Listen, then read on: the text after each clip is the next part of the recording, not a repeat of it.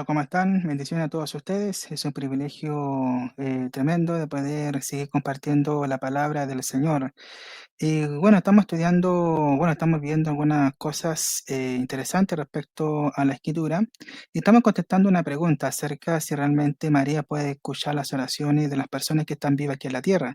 Aunque claro, las personas que están arriba en el cielo, en la eternidad, juntamente con el Señor, que están fallecidas, ellos también están vivos, están conscientes, están en la presencia del Señor. Pero cuando hablo en términos de que las personas, cuando estamos vivos aquí en la tierra, de manera corporal, ¿cierto? Con hueso, sangre, hueso, carne, ¿cierto? En ese aspecto las personas oran a Dios, ¿cierto? Y también cuando las personas creen que María puede escuchar las oraciones, puede estar intercediendo ante Dios por las personas. Y habíamos visto en la parte uno que las personas que están fallecidas, que están en la presencia del Señor, de manera se puede deducir que las personas, como están conscientes y se recuerdan, ¿cierto?, los pasos aquí en la tierra de sus familiares, de sus hijos, primos, sobrinos, cualquier tipo de persona que haya entablado alguna amistad o quizá alguna conexión biológica, esas personas están en la presencia del Señor y esas personas posiblemente pueden estar intercediendo, pero el problema está es que la Iglesia Católica que plantea respecto a la intercesión de los santos y sobre todo en la Mariología respecto a María, es que esas personas pueden, o los santos, a María, puede escuchar las oraciones de las personas que están aquí en la tierra. Entonces, ese es el problema, cuando en realidad el Nuevo Testamento, en ninguna parte del Nuevo Testamento, hay una alusión de que las personas que están en la eternidad con el Señor, con los santos, o María, o los apóstoles, etcétera, estén escuchando las oraciones. Siempre el Nuevo Testamento hace un modelo de oración respecto a qué, a que las personas que están vivas aquí en la tierra oren a Dios en el nombre del Señor. Entonces, ese es el punto. Y la problemática está si realmente puede escuchar las oraciones. Y estamos contestando esa pregunta de manera bíblica, exegética, detallada, lingüística. ¿Qué es lo que dice el texto, sobre todo en el Nuevo Testamento? ¿Cuáles son los elementos para poder interpretar realmente el Nuevo Testamento? Aunque claro, la iglesia evangélica, como había dicho el video anterior, que la Iglesia Evangélica creemos que la sola Escritura es la única regla de fe. Creemos en el magisterio, creemos en la tradición, pero sí siempre subordinada a la sola Escritura. La única regla de fe es infalible, ya infalible, que no tiene error, ¿verdad? Que es palabra de Dios, es la única regla infalible en materia de fe, en materia de conducta, ética, moral, etcétera, en el caminar cristiano, en el caminar de la iglesia, en el quehacer teológico, en la interpretación de los textos, siempre la sola escritura es la única regla de fe infalible. En cambio, la iglesia católica, si bien cree en la escritura como infalible, pero también creen a la par con la escritura, el magisterio, también la tradición como infalible. Entonces, ese es el trípode, el magisterio, la escritura y la tradición. En cambio, la iglesia evangélica, solamente la sola escritura es la única regla de fe porque es palabra de Dios inspirada por el Señor. Entonces, esa es la diferenciación entre ambas posiciones. Pero contestando la pregunta si realmente María intercede por nosotros, intercede por las personas. Y vamos a ir viéndolo, por consiguiente, en este espacio. Bien, en este espacio también invitarles a ustedes que puedan darle me gusta, pueden compartir, darle like, ¿cierto? Eso ayuda también al algoritmo que pueda promocionar y pueda expandir este video a más personas. Entonces, esa es la invitación. Pero también siguiendo con esta temática respecto, contestando a esta pregunta. Bueno, eso es lo que estábamos viendo en el video anterior en este mismo versículo que estamos analizando, por medio de los cuales, en 2 de Pedro capítulo 1, versículo 4, por medio de los cuales nos ha dado preciosas y grandísimas, bien, y grandísimas promesas para que por ella llegase a ser participante de la naturaleza divina, habiendo huido de la corrupción que hay en el mundo a causa de la concupiscencia. Ese versículo que estamos viendo de manera detallada, porque este es el versículo que más usan los apologistas católicos. La Iglesia Católica es uno de los versículos, y si bien hay otros versículos que pueden usar, pero este versículo que más usa porque aquí subrayando, aquí en esta frase, cuando dice ser participante de la naturaleza divina. Entonces, esa es la interpretación y la metodología interpretativa tanto de la Iglesia Evangélica como de la Iglesia Católica. Entonces, siguiendo también con con esta argumentación, ¿qué es lo que plantea la Iglesia Católica? Argumenta que los santos que ya están en el cielo, como la Iglesia triunfante, en comparación con la Iglesia militante aquí en la tierra, que ellos creen, participan de esta naturaleza divina en un grado mayor. Entonces, esa posición que esas personas que están allí en el cielo tiene un grado mayor, ¿cierto? Porque están más plenos, porque están juntamente con el Señor, están en la presencia del Señor y tiene un grado mayor porque están en la plenitud y versus con los que están aquí en la tierra y que aún estamos siendo tentados, que estamos aquí, ¿cierto?, bajo la corrupción, los deseos de este mundo, los afanes de este mundo, entonces hay una diferenciación con la iglesia triunfante y con la iglesia militante. Y esta participación de la naturaleza divina, que de manera ontológica, porque de parte del Señor, porque ahí no se ve como una diferenciación entre la ontología de Dios respecto al ser de Dios, como también los atributos incomunicables, con los atributos comunicables. Entonces, eso es lo que vamos a ir viendo en este espacio de poder interpretar los textos. Y que lo que también cuando uno interpreta un texto bíblico tiene que estar dentro de su contexto y además también con el resto del Nuevo Testamento tiene que estar en armonía. Entonces, ¿qué es lo que plantea la Iglesia Católica? Que les permite conocer cosas que por su naturaleza humana, en este caso la de María, como los santos oficializados por la Iglesia Católica que está arriba en el cielo, los santos, ¿verdad? Por su naturaleza humana, ¿cierto? Esa finitud no les permite conocer oír las oraciones, pero aquellos que están bajo la participación de la naturaleza divina, que es omnisciente, le permite conocer cosas que humanamente hablando no podrían. Entonces, en este caso, las oraciones o las personas que están orando a los santos, que están orando a María, bajo la participación divina, naturaleza divina, pueden oír las oraciones bajo la gracia de Dios. Bien, entonces ese es el planteamiento que hace la Iglesia Católica. Y como les venía diciendo, la Iglesia Católica interpreta que por la gracia de Dios los seres humanos en el cielo tienen un grado mayor, ¿verdad? Lo cual participan de la vida divina por la gracia del Señor. Eso, bueno, eso está en el video anterior, para ir avanzando un poquito más rápido. ¿Y cuál es la aplicación en base a la intercesión? Que Dios conoce la necesidad de la iglesia en la tierra, y si un santo en el cielo participa de esa naturaleza divina, su participación en la naturaleza divina los impulsa activamente a interceder. Entonces, bajo esta lógica, ¿cierto? Que las personas, los santos que están en el cielo, como están participando en la naturaleza divina, como Dios conoce la necesidad de las personas, ese conocimiento de parte de Dios que se transmite bajo la naturaleza divina a los santos y a María pueden conocer las necesidades de las personas. Entonces, esa participación en la naturaleza divina los impulsa activamente a interceder.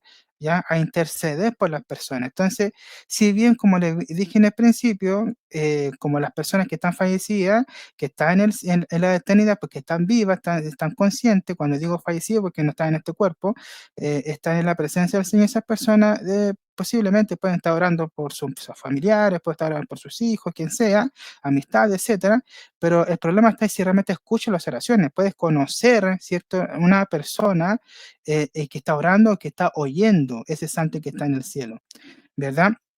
Ese es el punto, esa es la problemática que vamos viendo. Ahora, la visión beatífica y el conocimiento, como esta pregunta, ¿cómo puede escuchar tantas oraciones a la vez si no son omniscientes? Bueno, los santos no son omniscientes, María no es omnisciente, aunque la Iglesia Católica, en cuanto a su interpretación, también creen que María no es omnisciente y los santos no son omniscientes.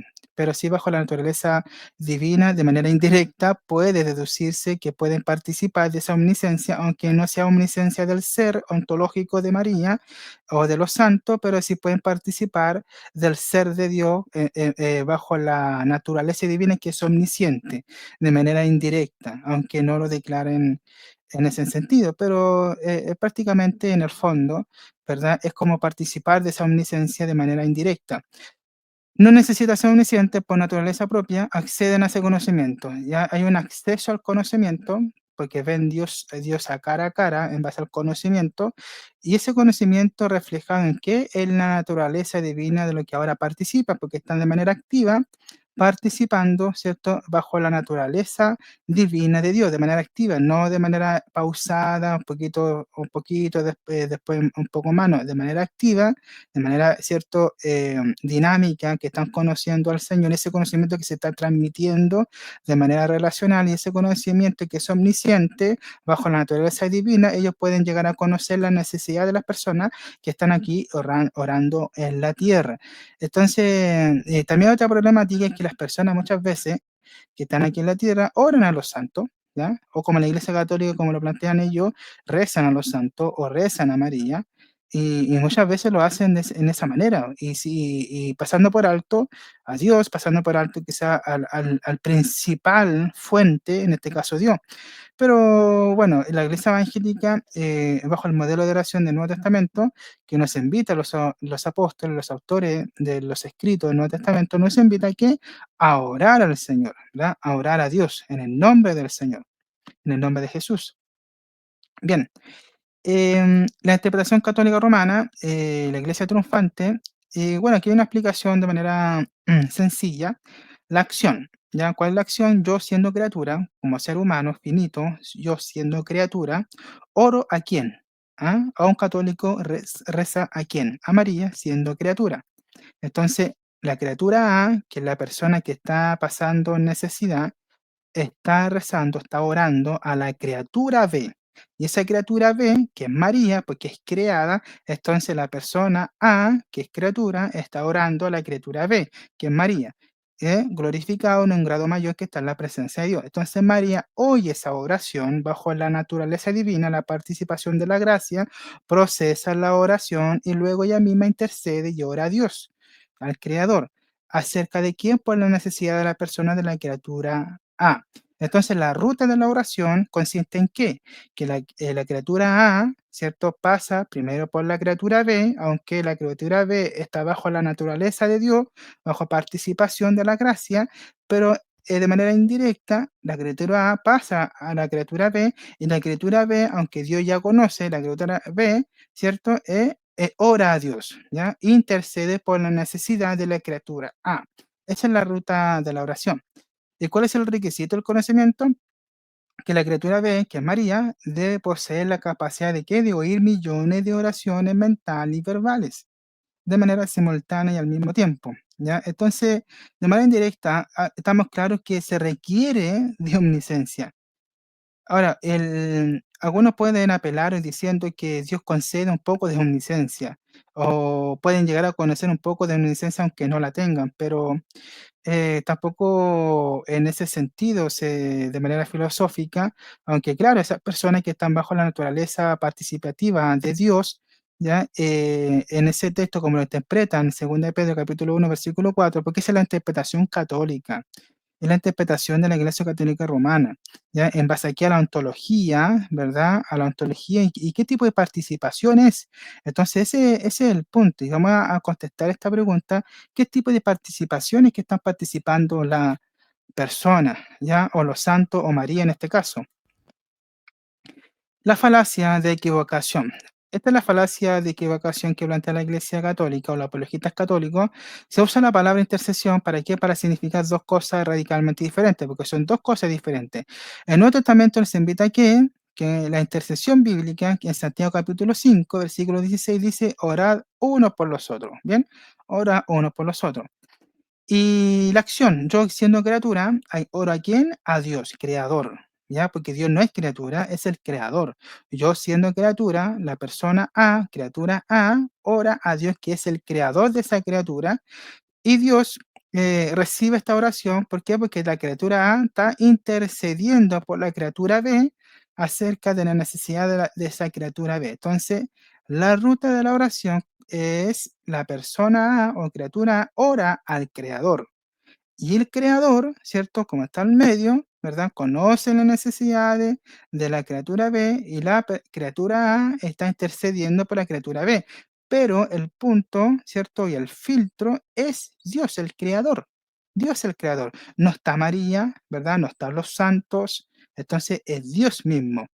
Entonces el requisito de conocimiento es que la persona de la criatura A, ¿verdad? Yo no necesito saber tus pensamientos, solo necesito saber que existes.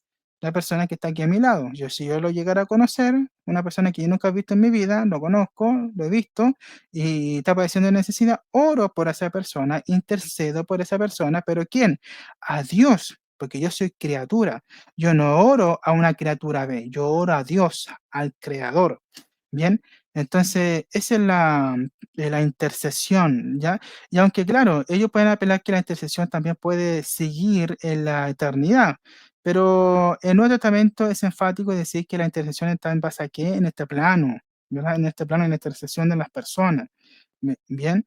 Y cuando hay una intercesión de las personas, en este caso, cuando una persona, un profeta, un don de ciencia, Dios le revela al corazón de la persona, ¿cierto? Le da el sentir a la persona que una persona ve, está pasando en necesidad, Dios le está revelando, ¿ya? Dios le está revelando, pero en base aquí a un don de ciencia, ¿ya? Y ese don de ciencia está operando, está siendo activo y está recibiendo una palabra de Dios para que pueda orar por la criatura B.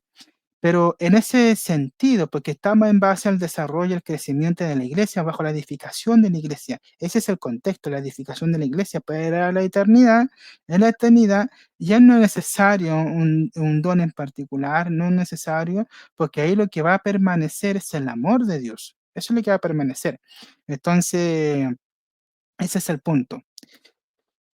¿Cuál es el análisis lingüístico de esta segunda de Pedro capítulo 1, versículo 4? La semántica, bajo la participante, que koinonos o koinonoi o koinonía, significa comunión o compañerismo, ¿ya? Comunión y compañerismo.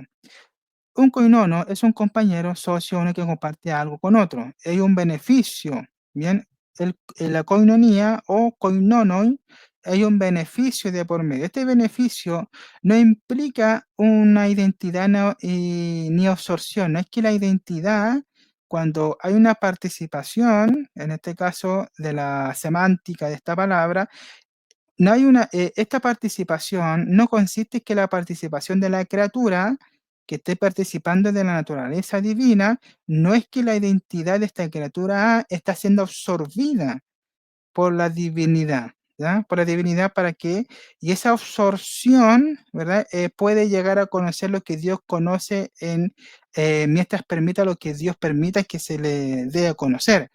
Hay una absorción, pero no implica eso, ¿ya? El texto no está diciendo eso. Lo que está diciendo el texto, la semántica de esta palabra apunta a una relación y a un compartir de beneficios, pero no a una fusión de esencia. No es que el ser de María o el ser del santo esté fusionada al ser de Dios, ¿ya? O bajo esa participación de una función en particular. La semántica implica una relación y compartir de beneficios, pero ¿cuál es la pregunta acá? ¿Qué tipo de beneficio? ¿Qué tipo de compartimiento? ¿Qué tipo de participación lo que está participando aquí los santos que están en la eternidad, en este caso María también? ¿Qué está participando? Y sobre todo los creyentes que están partiendo de este mundo, ¿qué tipo de participación es?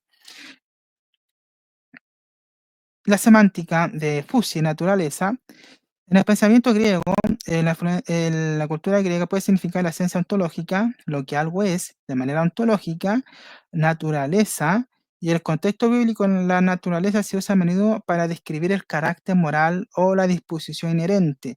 ¿Qué significa esto? Que la naturaleza divina, en base a que cómo se desarrolla también el quehacer doctrinal y bajo los atributos de Dios, que están los atributos comunicables, los atributos incomunicables.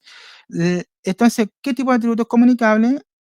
Se refiere que la naturaleza se usa a menudo para describir el carácter moral, el atributo comunicable, la justicia, el amor, la misericordia, la compasión, la verdad, la santidad, la purificación, etcétera. Un atributo comunicable, ¿cierto? Pero no un atributo incomunicable que es la omnisciencia de Dios, o la omnipotencia omnipresente, o también, ¿cierto? La autoexistencia de Dios, ¿ya? Entonces, esos son atributos incomunicables, ¿bien? O la seidad de Dios, como entonces, Efesios capítulo 2 versículo 3 dice, Pablo dice que éramos por naturaleza fusis, ¿ya? Hijos de ira, Efesios capítulo 2 versículo 3. Esto no significa que nuestra esencia ontológica del ser, que nosotros seamos ira, ¿ya? No es que ontológicamente hablando seamos ira, no es que usted es un ira, ¿ya? No es que usted es ira de manera ontológica, sino que muestra la condición moral y disposición, ¿cierto? A la rebelión, ¿ya? Y disposición era de rebelión. Entonces, el aspecto acá, en base a la antología, ¿cierto? Cuando dice Efesios capítulo 2 versículo 3, éramos por naturaleza hijos de ira, no es que nosotros seamos ira, sino que por naturaleza, ¿verdad? Estábamos influenciados por la ira, porque no es que seamos ira, ¿ya? No significa una función ontológica, ¿ya? No es que nuestra esencia ontológica que seamos, éramos ira, sino que muestra la condición moral, la condición de la personalidad de la persona y el carácter del cristiano, el carácter de la persona. Bien, entonces eso es lo que está mostrando este texto de manera primera, ¿cierto? En base a esta interpretación del texto bíblico y es lo que es un acercamiento más coherente al planteamiento del apóstol Pedro, y sobre todo también el contexto del capítulo 1, ¿verdad? Y capítulo 2 de Segunda de Pedro. Y el apóstol Pedro define explícitamente qué significa participar de la naturaleza divina en los versículos siguientes. Bien, en el contexto negativo, versículo 4, si vamos al texto del versículo 4, segunda de Pedro, capítulo 1, ya aquí lo estamos buscando, ¿ya? Segunda de Pedro, capítulo 1, versículo 4, que dice, por medio de los cuales nos ha dado preciosas y grandísimas promesas para que por ella llegase a ser participante de la naturaleza divina. Entonces nos volvemos participantes después de haber huido de la corrupción, ¿ya? Después de haber huido de la corrupción que hay en el mundo a causa de la concupiscencia, en base al deseo. Entonces, ¿qué es lo que está diciendo aquí el apóstol Pedro? Para que por ella llegases a ser participante de la naturaleza divina, habiendo huido de qué? De la corrupción que hay en el mundo. Entonces, el planteamiento del apóstol Pedro, que en el versículo 4, nos volvemos participantes después de qué? De haber huido de la corrupción. Entonces, el planteamiento que lo que está diciendo el autor es la corrupción, el aspecto moral, es cierto, la corrupción, bien, o el carácter, el cambio, ¿cierto?, del carácter del creyente, el cristiano.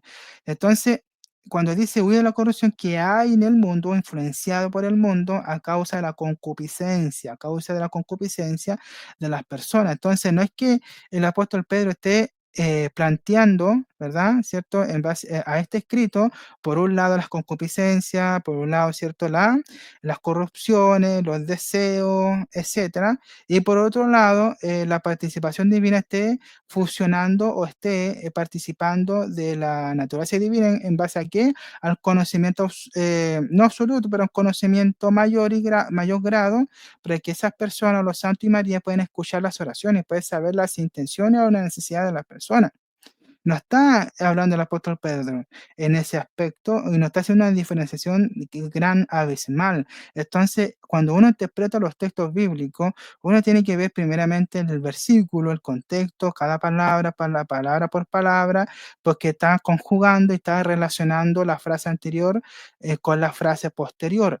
Y sobre todo también los versículos anteriores y también el resto del Nuevo Testamento con los escritos que hay el apóstol Pedro. Entonces, ¿el problema cuál es? Es que el problema que se resuelve es moral, corrupción, deseo y no metafísico. No es metafísico, no es ontológico, de la persona que esté relacionándose con la naturaleza divina para que pueda escuchar las oraciones. No, lo que está hablando es que el aspecto moral de las personas, de los creyentes, ya, los creyentes más a la corrupción, los deseos, que tienen que caminar bajo la participación divina, y esta participación divina tiene que ver con la santidad, atributo comunicable, con la moralidad, con la justicia, con la gracia, con la misericordia, pero no el atributo incomunicable que tiene que ver con la esencia, con la omniscencia, omnipotencia, omnipresencia, o la seidad, la autoexistencia. No tiene que ver con eso, tiene que ver con los atributos comunicables. Bien, ahora el contexto positivo del versículo 7, versículo 5, versículo al 7, dice: vosotros también poniendo toda diligencia por esto mismo, ¿Cuál es la diligencia? Pues vosotros también poniendo toda diligencia, por esto mismo, añadid ¿qué? A vuestra fe, virtud, a la virtud conocimiento, al conocimiento dominio propio paciencia, a la paciencia piedad, y a la piedad afecto fraternal, y al afecto fraternal amor. Bien, entonces se fija que el apóstol Pedro, ¿qué es lo que está diciendo acá?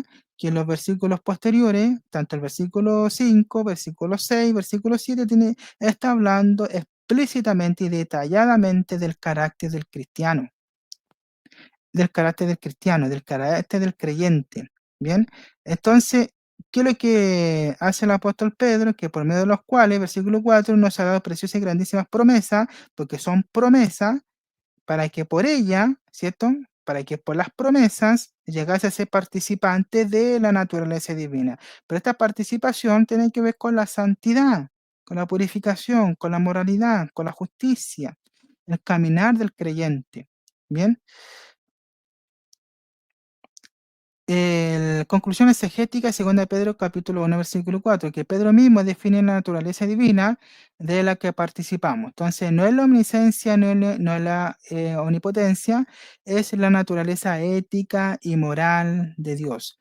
La virtud, la piedad, la paciencia, y sobre todo el amor de Dios. Bien, esa es la participación del creyente. Ser participante de la naturaleza divina es el antónimo de ser esclavo de la corrupción.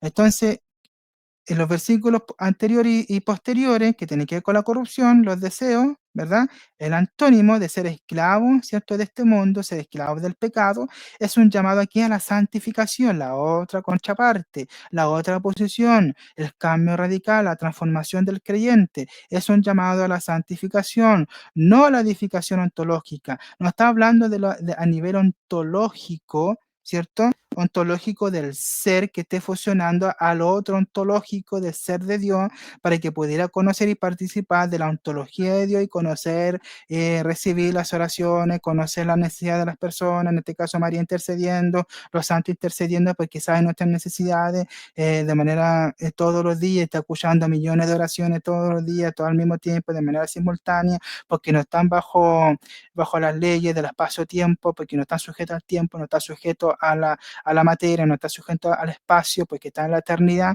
Entonces, eso es lo que plantean, ¿no? Aunque claro, uno comparte en ese sentido que allá no está el espacio, no está el tiempo, no existe eso, está en la eternidad con el Señor. Hay una plenitud, pero no está hablando de la ontología de Dios, el atributo incomunicable. Bien, no la edificación ontológica. No es que el ser humano o el santo que esté, o María, esté transformada ontológicamente, casi, aunque no, aunque claro, no creen que María sea diosa, para nada, hay que ser también correcto en ese sentido, pero es como casi, ¿no? Casi. Entonces, no la edificación ontológica. Cuando hablamos de la glorificación, tiene que ver con la, ¿cierto? Glorificación de la humanidad de las personas, pero no la eliminación de la humanidad, ¿bien? Sino que la humanidad glorificada, ¿cierto? Cuerpos o glorificados. La unión con Dios no implica adquirir atributos metafísicos, sino una relación ética y moral, ¿bien? Esa es la participación, naturaleza de Dios.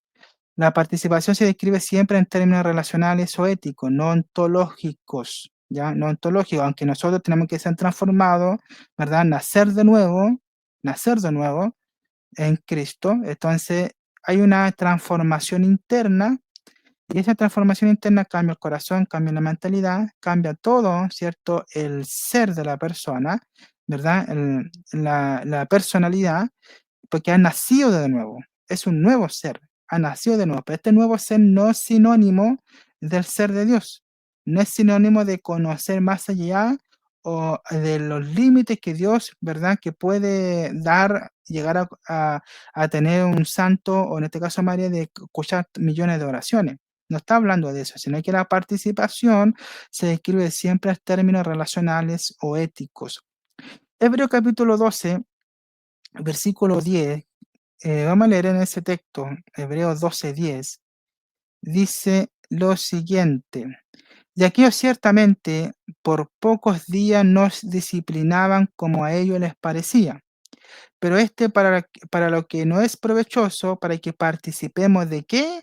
De su santidad, participemos de su santidad. Participar de la santidad de Dios. Entonces, una cosa es participar de la santidad de Dios, que es atributo comunicable, y otra cosa es participar de la naturaleza de Dios para poder escuchar millones de oraciones. No está hablando eso el apóstol Pedro. No está hablando eso. Y mucho menos que María esté escuchando las oraciones. Bien, entonces, de un atributo moral, pero no metafísico. Bueno, explicando un poco el atributo comunicable que Dios comparte de forma finita, análoga con sus criaturas, cualidades. Esas cualidades de parte de Dios, del carácter de Dios, que es el amor, la bondad, la justicia, la sabiduría, el conocimiento, ¿verdad?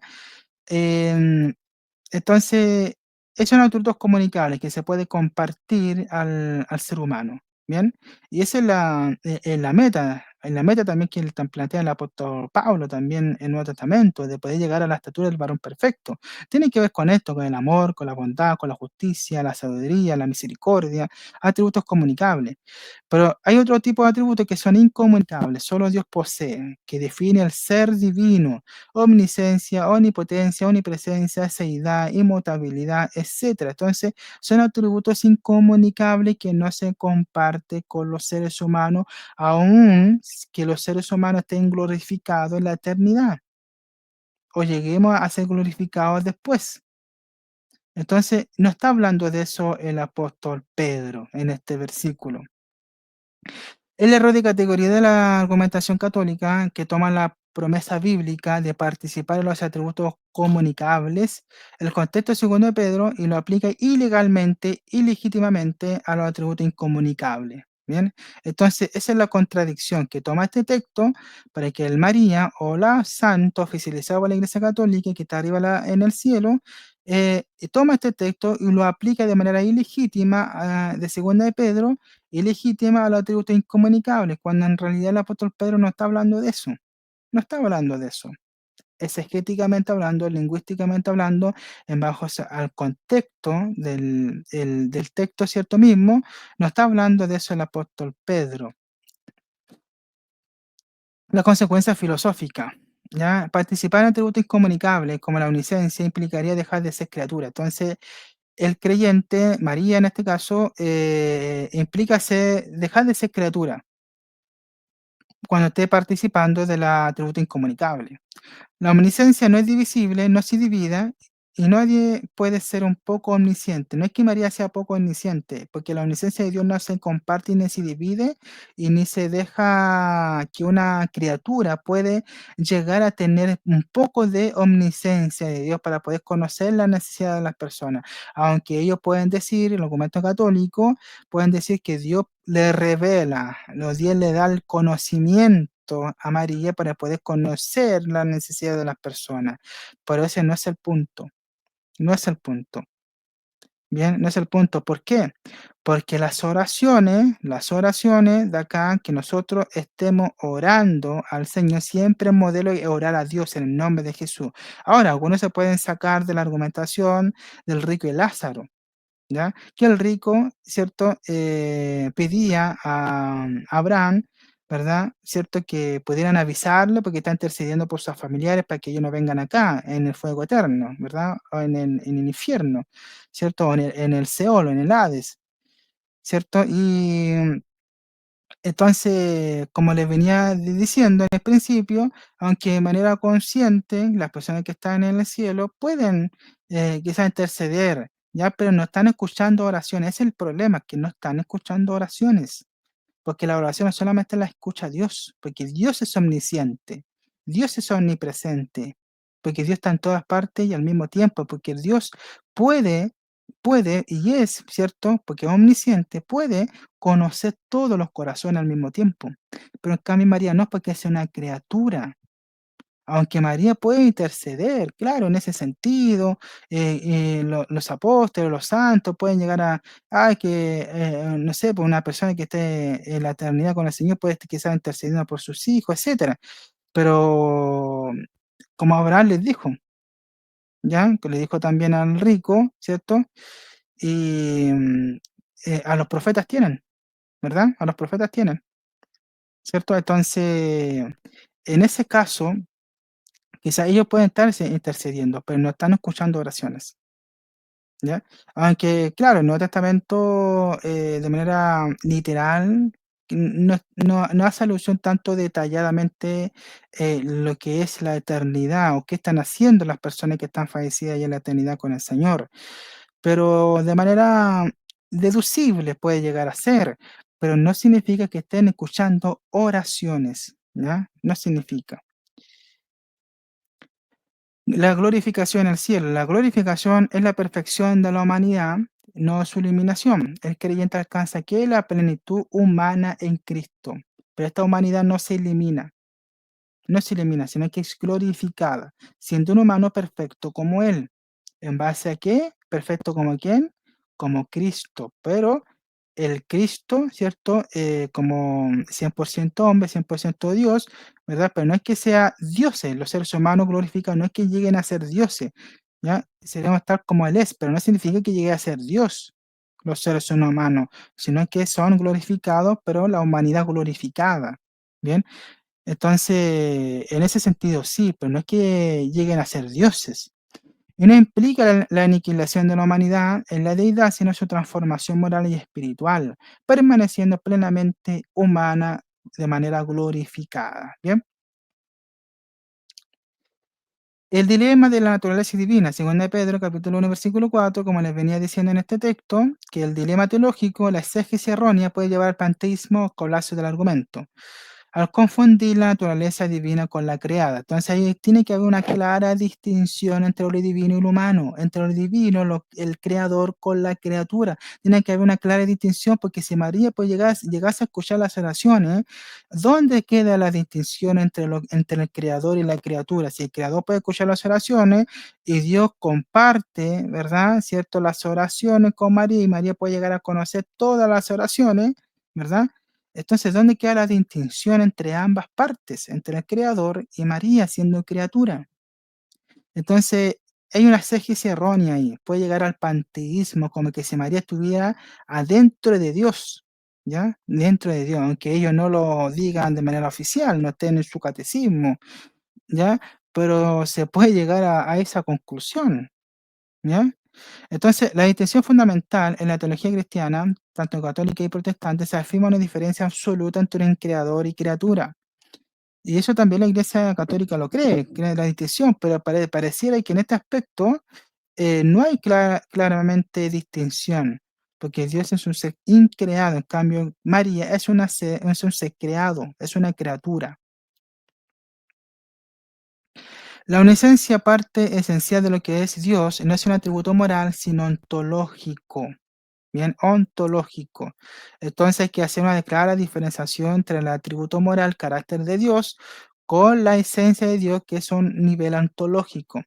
¿Cómo puede una naturaleza creada como María participar de un atributo increado, la omnisciencia, y seguir siendo una criatura? Claramente no se puede. Es una contradicción de términos, una contradicción entre sí respecto a la criatura versus con el creador, increado, porque omnisciente de parte de Dios, porque Dios omnisciente siempre ha sido omnisciente. No es que llegó a ser omnisciente, siempre ha sido omnisciente. En cambio, la es criatura simplemente. Y María es una criatura. Bien, el Hebreos capítulo 7, versículo 25 dice lo siguiente. Hebreos 7:25 dice, por lo cual puede también salvar perpetuamente a los que por él se acercan a Dios, viviendo siempre para interceder por ellos. Si Cristo es el intercesor perfecto y todo suficiente, porque Cristo es el intercesor perfecto, el mediador y el intercesor, ¿cuál es la necesidad funcional de los intercesores celestiales como María o los santos? ¿Cuál sería la necesidad si Cristo es el intercesor perfecto? Bien, esa es una pregunta. Y Hebreos 7:25 lo afirma de manera categórica y explícitamente lo dice de manera literal. Dice, por lo cual puede también salvar de manera perpetua a los que por él se acercan al Dios. Entonces, y la palabra acercamiento, ¿cómo se acercan las personas? ¿Por medio de qué? ¿Cómo nos acercamos? Por la oración, por la comunión, por la relación, viviendo siempre para interceder por ellos. ¿Quién intercede por ellos? Jesucristo. Es el único intercesor, porque Él es Dios, puede escuchar nuestras oraciones, interceder por nosotros ante el Padre. ¿Verdad? Entonces afirma que Jesucristo es el único intercesor todo suficiente, capaz de salvar de manera perpetua a los que se acercan a Dios por medio de él, pues vive siempre para interceder, de manera permanente por la eternidad, siempre está intercediendo por nosotros. Entonces, ¿cuál es la necesidad de incluir otros intercesores celestiales como los santos, como María, cualquier tipo de santo que se le ocurra? ¿Cuál es la necesidad? Ninguna, ninguna necesidad, porque como si Cristo necesitase de ayuda, porque hay muchas oraciones, quizás se le pasó alguna oración, para nada. Si Jesús, nuestro sumo sacerdote perfecto, está viviendo siempre para interceder por nosotros, pues ¿qué necesitamos buscar otro intercesor en el cielo? ¿Cuál es la necesidad de buscar otros intercesores? ¿Por qué la gente sigue rezando, sigue orando por a María? Hablando en términos católicos, porque la argumentación que estoy planteando acá y refutando la idea católica de que María puede escuchar las oraciones. ¿No es el acto mismo de buscar la intercesión de María o los santos una declaración de que la intercesión de Jesús es insuficiente? Entonces, las personas que estén buscando a María para pues, que ella pudiera interceder por las personas, por sus necesidades, hace a Jesús de manera insuficiente cuando el texto bíblico lo dice de manera explícita, detallada y literal, lo dice, viviendo siempre para interceder por ellos, de manera perpetua, de manera perpetua. Bien. Ya, mis estimados y estimadas, Dios les bendiga, muchas bendiciones a todos ustedes. Esta es ha sido la segunda parte. Le invito a suscribirse al canal de YouTube. Vamos a estar dando más estudio apologético, refutando ideas católicas de manera respetuosa, ¿cierto?